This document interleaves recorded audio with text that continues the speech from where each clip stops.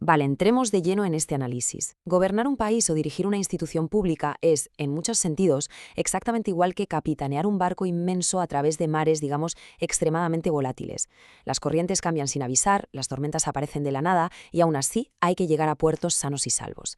Hoy nos sumergimos de cabeza en el fascinante mundo de la planificación estratégica en el sector público del Perú, pero poniendo la lupa en una pieza clave, el análisis del entorno. Vamos a ver cómo las instituciones mapean la realidad, cómo identifican lo que de verdad afecta a los ciudadanos y, en última instancia, cómo diseñan el futuro en lugar de sentarse a esperar a ser víctimas de él.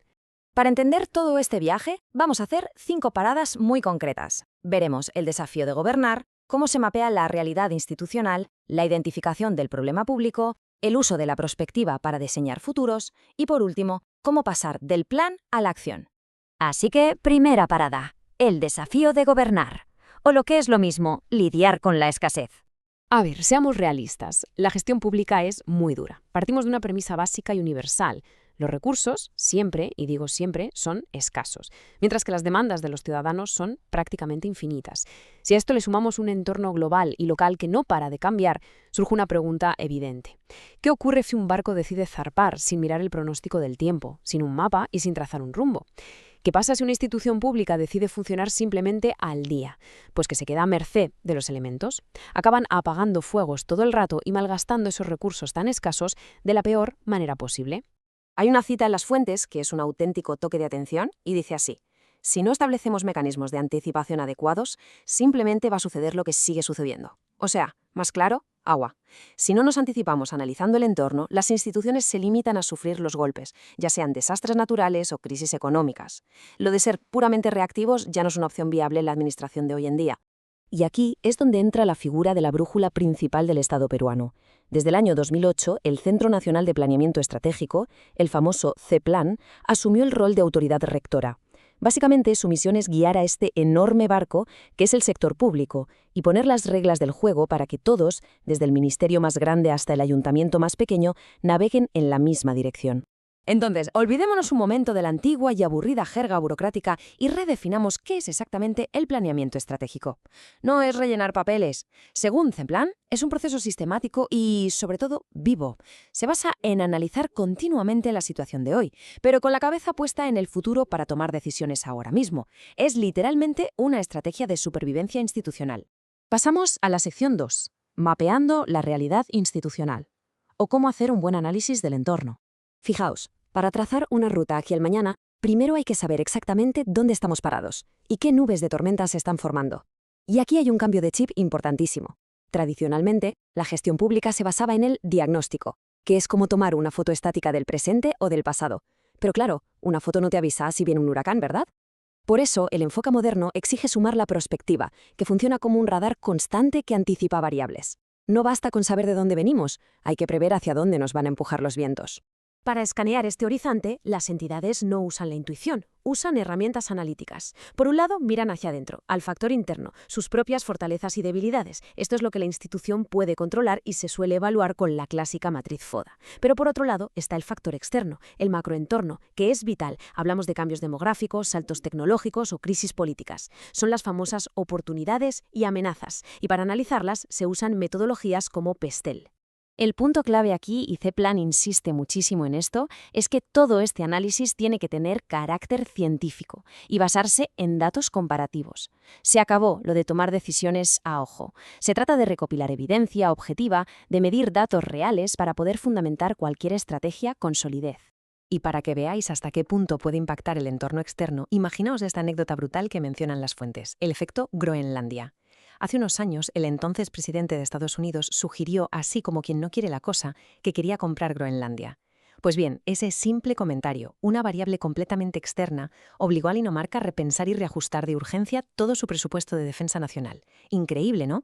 Ese es el poder del análisis del entorno. Un cambio internacional te puede alterar la planificación interna en cuestión de días.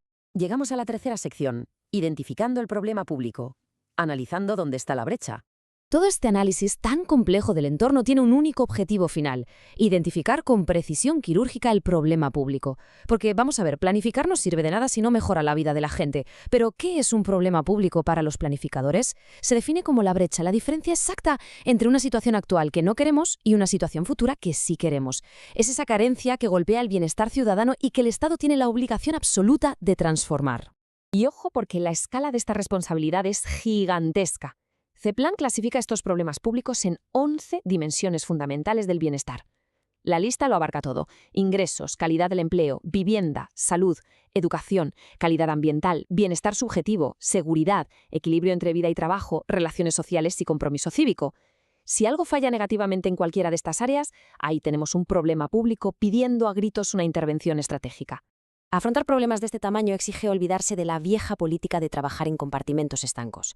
El Estado necesita crear políticas de Estado, con mayúsculas, a largo plazo. Políticas que duren más que los 4 o 5 años que está un gobierno de turno. Una planificación estratégica de verdad es la que asegura que el gobierno que entra construya sobre los cimientos que dejó el anterior, sin perder el norte. Cuarta sección: la prospectiva, o cómo diseñar el futuro. Bueno, una vez que sabemos dónde estamos y qué problemas hay, encendemos el radar.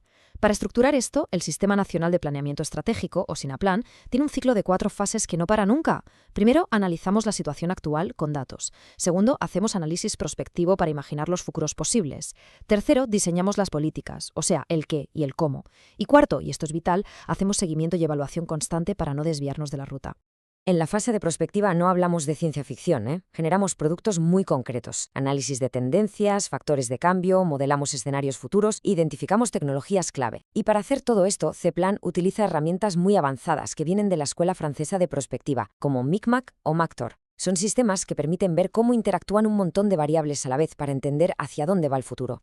Y la razón de usar toda esta tecnología analítica se resume en una cita espectacular de nuestras fuentes.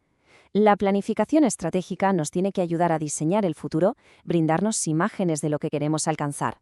Es decir, la prospectiva no va de adivinar el futuro con una bola de cristal, va de entender las variables para construir de forma proactiva la realidad en la que queremos vivir. Y llegamos a la última parada, la sección 5, del plan a la acción, donde todo esto se convierte en servicios reales. Porque, seamos sinceros, toda esta arquitectura de escenarios no vale absolutamente para nada si no le llega al ciudadano de a pie. Y aquí entran los instrumentos del día a día. Imaginaos que el Plan Estratégico Institucional, el PEI, es la brújula, te marca los objetivos a medio plazo. Pero el POI, el Plan Operativo Institucional, es el motor real, es el que mueve la máquina diario y el que dice en qué se gasta el presupuesto. Si el POI falla o no tiene gasolina, la brújula del PEI se queda de mero adorno. Históricamente, en la administración existía esa terrible costumbre de imprimir planes estratégicos preciosos, a todo color, que acababan cogiendo polvo en el cajón de un despacho. Por suerte, eso se acabó. El cambio tecnológico ha traído el aplicativo CEPLAN, un software que conecta y permite monitorizar todos estos planes en tiempo real, obligando a las instituciones a estar vivas y actualizarse con datos del día a día. Y si queremos ver un ejemplo espectacular de alguien que leyó bien su entorno, mirad al RENIEC en el Perú. Hace años, sacarse el documento de identidad era un suplicio de esperas interminables y burocracia absurda. Pero hicieron sus deberes, integraron el análisis tecnológico, automatizaron procesos y descentralizaron la atención. Pasaron de un caos total a una eficiencia moderna que son orgullo. Eso, amigos, es planeamiento estratégico llevado a la práctica con éxito. Cerramos este recorrido con una reflexión final. El entorno externo no va a quedarse quieto. La tecnología va a seguir avanzando a la velocidad de la luz, habrá nuevas crisis y las expectativas ciudadanas serán cada vez mayores. Ante esto, analizar el entorno rigurosamente es la única garantía de supervivencia. Así que la pregunta que todo gestor público debería hacerse esta misma noche es: ¿están nuestras instituciones listas para ajustar las velas antes de que llegue la próxima tormenta? ¿O se dejarán arrastrar por la corriente? Muchas gracias por acompañarnos en este análisis.